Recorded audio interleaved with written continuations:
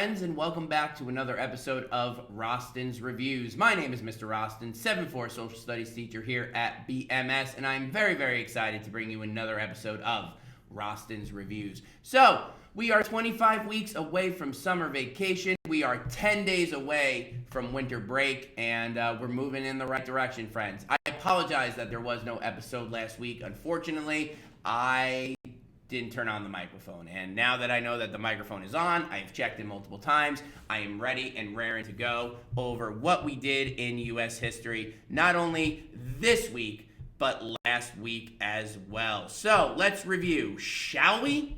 Here we go. Bada bing, bada boom. Oh, y'all like that new transition? I love it. All right, friends. So what did we do in U.S. history last week? Well, we started with the Constitution.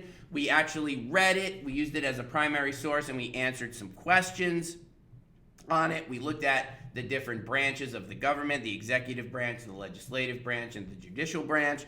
We also went through the ratification process, how to amend the Constitution, and then we created a claim statement.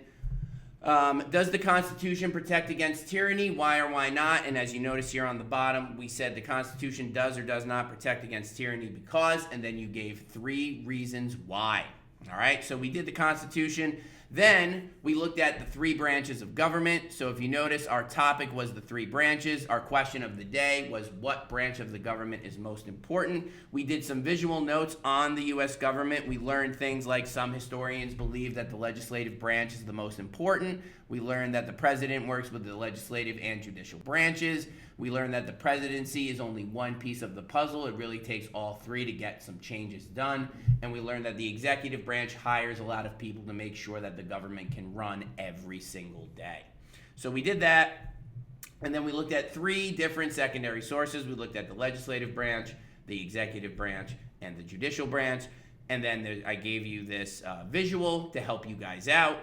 And then you did this flip book. So basically what you did is you answered some questions and then you cut them out and put them into your interactive notebook, so that way it was like a flip book. So you flip up the 3 branches and you see the government, and then you see the judicial branch, the executive branch, and the legislative branch. And you answered some questions about each branch, like who makes it up, what are their responsibilities, and where do they work.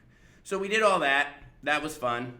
And then this week we started on the Bill of Rights. So we know that the Bill of Rights is the first 10 amendments to the Constitution. So we know that there's 10. We know that James Madison wrote them and that he was influenced by the Declaration of Independence. And so basically what we did for each amendment is you went through and you wrote what the amendment covers, so what the title is. So we know the first one is freedom of religion, speech, press, assembly, and petition. We summarized what it meant in our own words. We described why it was important. And then we did some visual or wrote a word to help us. So let's go over number 2, shall we?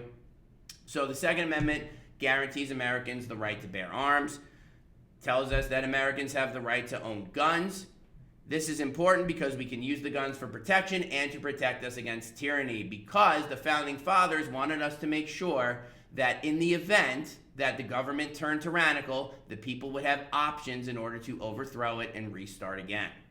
And then we draw a little picture of tyranny. We draw a circle with a line through it so that way there's no tyranny, which is why the Second Amendment actually exists. So we did that for all 10 amendments. And then for your exit slip that day, you answered the question, which amendment is the most important and why? And reading those was very, very interesting. And then today, we started with George Washington. So our topic obviously is George Washington. Our question of the day is, what was George Washington's best trait? So we did some visual notes on George. We showed a short video clip with some historians who talked about some of his accomplishments and some of the good things he did. And then we did a QFT, which is a question formulation technique. Basically what happens is I put a prompt up on the board, whether it's a quote or whether it's a picture or a number of pictures, and then you create who, what, where, when, why, and how questions. After we did that, we did our visual notes, and then we started looking at George's resume. So what we did was George's resume was broken down into different parts: his political experience, his military experience, his business experience, and his education and his references. So we went through each piece and you decided which were the most important accomplishments, okay? So you read the actual resume, you took the information out, you put it down, and then at the end of class, you decided what were the 3 most important accomplishments of George Washington's career. And that, my friends, is what we did in U.S. history this week. So, as you know, next week is a big week. We are taking the iReady diagnostic, so we have a special schedule for next week. Basically, what's going to happen is you're going to come into regular class. It's going to rotate. We're going to start with period 1 on Monday. Then we're going to have a 2-hour testing block, and then you're going to go through to classes 2, 3, and 4 on Monday. And then on Tuesday, we're going to start with period 2. You go to your period 2 class, you go to your WIN class for your iReady testing window, and then you go to 3, 4, and 5. All right, so be prepared for that. Remember, on Sunday, please make sure to get a good night's sleep, eat some breakfast Monday morning, come ready and raring to go, so that way you can give your best effort on the diagnostic and we can see where you are. All right, friends? Other than that, we got 25 weeks till summer vacation. We got 10 days left of actual school until winter break. So, let's end on a good note. Let's make sure we're doing what we need to do.